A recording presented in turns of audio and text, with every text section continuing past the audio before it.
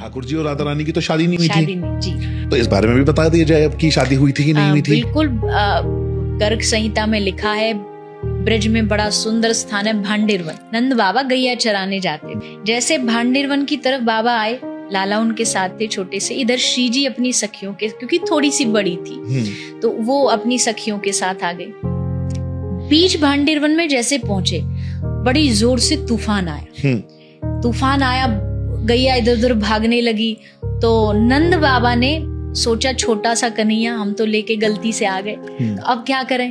तो उधर से सखियां जा रही थी, तो बाबा ने उन सबको रोक के कहा, लाली सुनना, बोले मेरी तो गैया सब इधर उधर हो रही, मैं उनको ढूंढने जा रहा हूँ, तू एक काम कर, तू या लाला को घर पहुंचा देगी।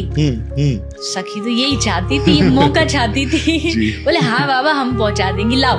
तो कन्हैया को ले लिया, बाबा चले गए। अब बाबा उस सीन से बाहर हो गए, वो गैया ढूंढने चले गए।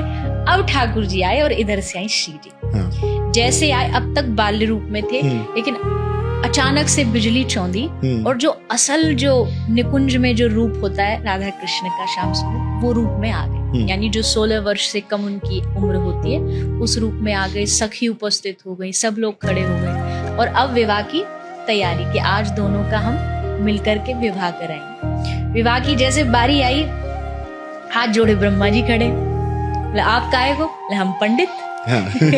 शादी में पंडित चाहिए ना, पुजारी पुरोहित जी चाहिए। तो सखियों ने कहा ये तो प्रेम निधि है, ये संसार विधि से नहीं होने, ये प्रेम निधि वाला विवाह है। ब्रह्मा जी बोले हम वही कराएंगे। ललिता बोली एक ही शर्त पे आज्ञा मिलेगी, जैसे हम कहेंगी वैसे शादी होगी। या तुम्हारे मंत्र नहीं चलेंगे, या हमारी मर्जी से चलेगा, या प्रेम निधि से चलेगा। तो ब्रह्मा जी बेचारे डरते डरते हाथ जोड़ करके बैठ गए।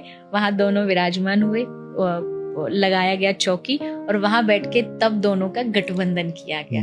ललिता ने गांठ बांधी और तब जाकर के वहां ठाकुर जी का विवाह हुआ। पूरी रस्मों रिवाज हुई, आनंद गाया गया। सब सखियों ने ठाकुर जी का श्रृंगार, श्री जी का श्रृंगार किया और आनंद में डूब गए कि आज हमारे जो युगल हैं, आज उनका स्वरूप में भी मिलन हुआ। वैसे तो आदिकाल से एक ही है, पर विवाह होने के बाद जो मिलन होता है उसका अलग आनंद होता है। तो इसलिए उस आनंद को देख के सखी खूब आनंदित होती है।